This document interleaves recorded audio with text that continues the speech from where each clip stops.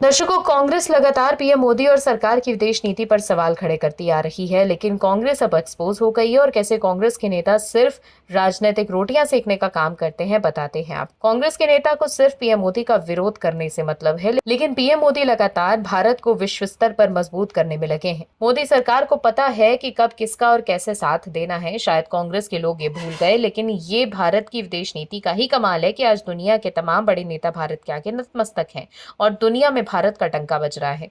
दुनिया का हर देश आज भारत के साथ कदम से कदम मिलाकर चलना चाहता है। भारत और इजराइल एक दूसरे के प्रमुख साझेदार हैं और किसी भी उकसावे में भारत अपने खास मित्र को खो नहीं सकते। लेकिन कांग्रेस तो अंतर्राष्ट्रीय नीति में भी अपने तुष्टीकरण की राजनीति को घुसा देती है। क्या बताते हैं आपको पूरी खबर। दर्शकों, पीएम नरेंद्र मोदी 3 देशों के दौरे के लिए रवाना हो चुके हैं। पीएम मोदी 5 दिनों की इस यात्रा में सबसे पहले साइप्रस जाएंगे। इसके बाद वो कनाडा में G7 शिखर सम्मेलन में शामिल होंगे। आखिर में वो क्रोएशिया की यात्रा भी करेंगे। लेकिन पीएम मोदी के विदेश दौरे पर तंज कसते हुए कांग्रेस ने ये कहा कि उनके पास विदेशी दौरे करने के लिए ऊर्जा, उत्साह और जोश है, लेकिन क्या वो मणिपुर जाने के लिए सहानुभूति नहीं जुटा सकते। बड़ी संख्या में लोग हिंसा और पीड़ा से जूझ रहे हैं, लेकिन कांग्रेस के नेता पहले ये कहकर पीएम मोदी पर निशाना साध रहे थे कि कनाडा ने G7 शिखर सम्मेलन में शामिल होने के लिए पीएम मोदी को न्योता नहीं दिया है।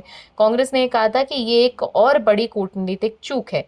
लेकिन अब जब पीएम मोदी G7 शिखर सम्मेलन में शामिल हो गए हैं तो कांग्रेस निशाना साध रही है। मतलब कांग्रेस को हर बात पर विरोध करने से मतलब है। वहीं संयुक्त राष्ट्र महासभा में गाजा में तत्काल और स्थायी युद्ध विराम के प्रस्ताव पर भारत ने वोट नहीं दिया। इस पर भी कांग्रेस ने सरकार की आलोचना की। 149 देशों ने प्रस्ताव के पक्ष में वोट दिया, लेकिन भारत उन 19 देशों में शामिल था जिन्होंने वोट नहीं दिया। इसे लेकर कांग्रेस अध्यक्ष मल्लिकार्जुन खड़गे, प्रियंका गांधी वाड्रा, पवन खेड़ा और केसी वेणुगोपाल जैसे वरिष्ठ नेताओं ने भारत के इस फैसले की आलोचना की।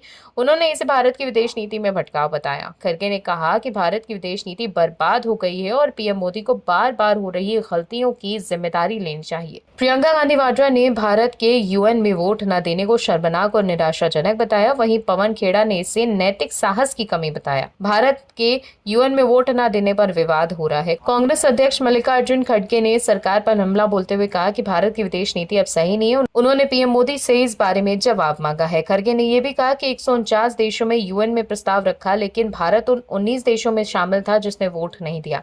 उन्होंने कहा कि इस वजह से भारत दुनिया में अकेला पड़ गया है। वहीं प्रियंका गांधी वाड्रा ने यह भी कहा कि यूएन में भारत का वोट न देना शर्मनाक है। उन्होंने कहा ये हमारे उपनिवेशवाद विरोधी इतिहास से दुखद बदलाव है। हम चुपचाप खड़े हैं जब नेतन्याहू एक पूरे देश को खत्म कर रहे हैं। भारत सरकार गलत काम करते हुए देख रही है और कुछ नहीं कर पा रही। वहीं भारत के यूएन में स्थायी प्रतिनिधि पी हरीश ने कहा कि भारत का वोट न देना पहले के वोटों जैसा ही है। उन्होंने कहा कि भारत बातचीत और शांति से समस्या का समाधान निकालने का विश्वास रखता है। अमेरिका, इजराइल और 10 अन्य देशों ने इस प्रस्ताव के खिलाफ वोट दिया। ब्रिटेन, ऑस्ट्रेलिया और जापान जैसे अमेरिका के सहयोगी देशों ने प्रस्ताव का समर्थन किया। इस पूरे मामले में कांग्रेस सरकार पर हमला कर रही है। कांग्रेस का कहना है कि सरकार ने भारत की विदेश नीति को कमजोर कर दिया है। वहीं सरकार का कहना है कि उसने सोच समझकर वोट नहीं दिया। सरकार का मानना है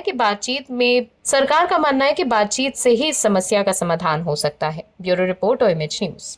आप दर्शकों से विनम्र निवेदन है कि चैनल को सब्सक्राइब जरूर करें